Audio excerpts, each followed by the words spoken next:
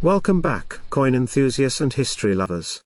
Today we take a deep dive into the fascinating world of American coinage with a special spotlight on a game-changing coin, the 1965 Washington quarter dollar, featuring the iconic motto E pluribus unum. This wasn't just another coin, it marked a historic transition in US minting, and had a ripple effect that still impacts collectors and the coin market today. Close-up of the 1965 quarter, rotating slowly. Let's explore its origins, design, the metal change that rocked the nation, the meaning behind E pluribus unum, and why this coin holds such historical weight. The origins of the Washington quarter. 1930s archival footage, Great Depression visuals, President George Washington portraits. To understand the 1965 Washington quarter, we need to go back to its original creation in 1932. That year marked the 200th birthday of George Washington, the first President of the United States. To celebrate, the U.S. Mint introduced a brand new quarter-dollar coin featuring his portrait. The coin was designed by John Flanagan, a respected sculptor, and it replaced the previous standing Liberty quarter, which had been in circulation since 1916. Standing Liberty quarter versus Washington quarter. The obverse featured Washington's profile, and the reverse proudly displayed a majestic bald eagle with wings spread wide. Prominently placed above the eagle was the enduring national motto, E pluribus unum, Latin for out of many, one. This phrase signifies the unity of the American states forming one nation, a powerful message carried on almost every US coin. The silver crisis and the coin shorter. Economic footage, news headlines about silver prices and coin shortages. Fast forward to the early 1960s, and the United States was facing a critical issue, a coin shortage, and at the center of it was silver.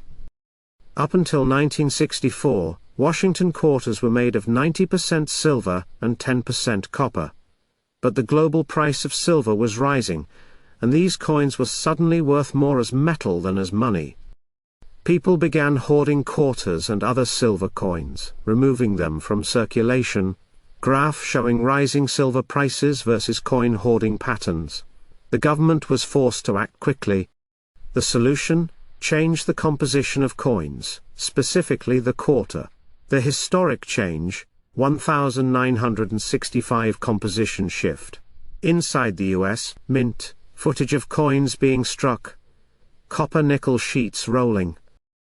In 1965, the US Mint officially removed silver from the quarter. The new composition became outer layers 75% copper, 25% nickel, core, pure copper. This clad coin still maintained the same size and weight as previous quarters, but the silver sheen was gone.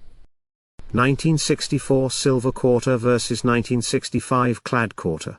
To prevent confusion, the Mint did not include mint marks on quarters from 1965 to 1967. Why? They didn't want people hoarding coins from certain mints thinking they were more valuable.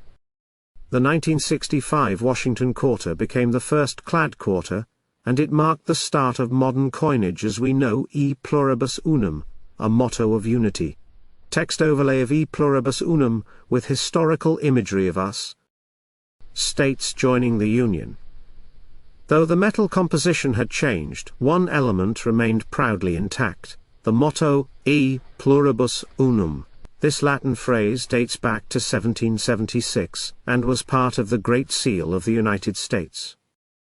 It appeared on coins as early as the late 18th century, and represents a fundamental American principle, that from many different people, states and cultures, emerges one unified nation.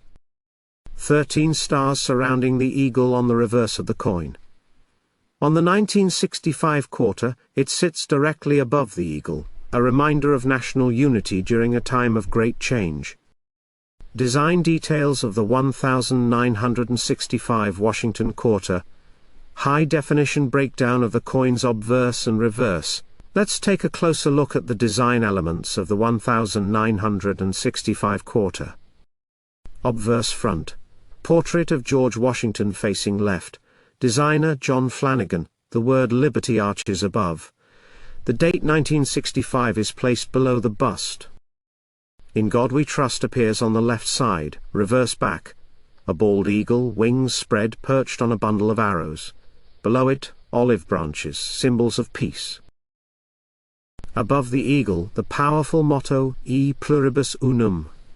The words United States of America and quarter dollar frame the coin. Even though silver was removed, the integrity of the design was maintained, offering a sense of continuity for the American people. Mintage and distribution. U.S. mint locations: Philadelphia, Denver, San Francisco. In 1965, the mint struck an enormous number of quarters to meet the high demand and ease the shortage. Over 1.8 billion 1965 quarters were minted, all without mint marks as mentioned earlier. All of them were technically minted in Philadelphia, but some production was assisted by branch mints. This makes unmarked 1965 quarters very common, but also historically significant as they represent the first wave of a new era in U.S. Coinage, collector value and rare errors, coin collecting fair, magnifying glass inspecting a quarter. So, is the 1965 Washington quarter worth anything more than 25 cents today? In most cases, circulated 1965 quarters are worth face value, due to high mintage and lack of silver. However, there are some rare exceptions. 1965 silver quarter errors. A few quarters were mistakenly struck on leftover silver planchets intended for 1964 coins. These rare silver 1965 quarters can sell for thousands of dollars. Off-center strikes, double dies and other mint errors from this year are also sought after by collectors. Always check the edge. Silver quarters have a solid silver edge, while clad coins show a copper stripe.